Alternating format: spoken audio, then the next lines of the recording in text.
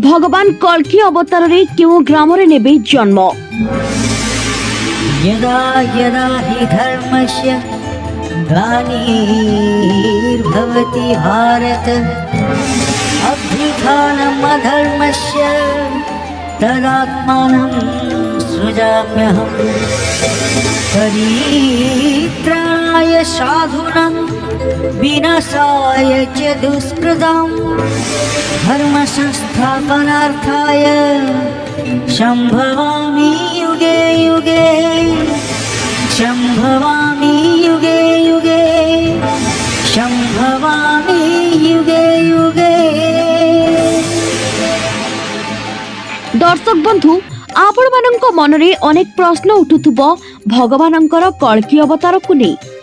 आपण माने भाबुथिबे कली जुगरे भगवान तो कल्की अवतार नेबे, तेबे से क्योंठारे जन्म नेबे, जोठारे जन्म नेबे सेही ग्रामर नाम कौन होइथिबो।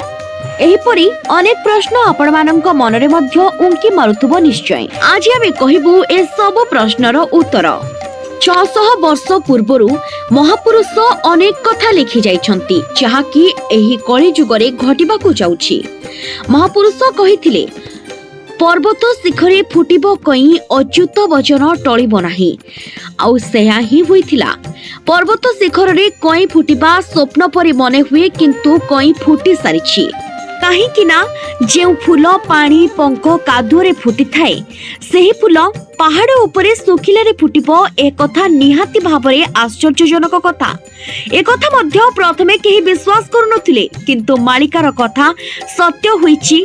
आ पहाड़ उपरे मध्य कई फुटिछि। 600 वर्ष पूर्वरु महापुरुष अच्युतानंद जहा लेखि जाइथिले ताहा गोटी गोटी करी सत्य हेउछि। महापुरुष लिखिछंती 7 राति 7 दिन अंधार हेबो। आउ मालिका भक्त कहउछंती एहा खूब शीघ्र हेबाकू जाउछि। महापुरुष पुणी लिखिछंती कटक रो जबरा ठारू आरंभ हेबो युद्ध। आउ एही युद्ध आरंभ हेबा परे कटक शहर छिनछतर होइछिबो। आउ जे माने गारे बिलो बाड़ी बिकी आसी शहर रे रहिथिले आउ गर्व करुथिले से माने पुणी थरे गां को चली जिबे आउ तांको गर्व क्षर्ण हेबो। पुणी महापुरुष कहिछंती दुर्भिक्ष आसीबो, खाइबाको मध्य मिलिबो नाही।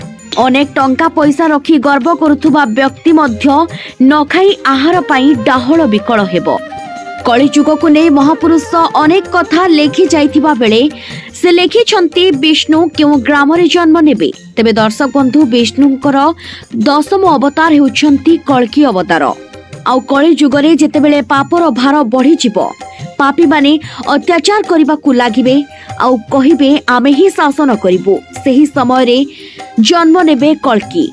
आउ ए सारा संसार रु पापी माननकु संहार करिबे। सेथि पई मालिका भक्त माने कहउछंती बेलो थाउ थाउ समस्ते सतर्क रुहंतु आउ खूब शीघ्र पाप कार्य छाड़ी धर्म कार्य रे लिप्त रुहंतु एवं ठाकुरंकर नाम स्मरण करंतु। मालिकारे महापुरुष कहिछंती आम्भे जे फगुण मासरे जन्म होइबु जाजपुरे। हजार हजार यज्ञ होइथिबा जोगु एहार नाम जाजपुर होइछि। तेबे यज्ञर माटी जाजपुर रे जन्म ग्रहण करिबे प्रभु कल्की।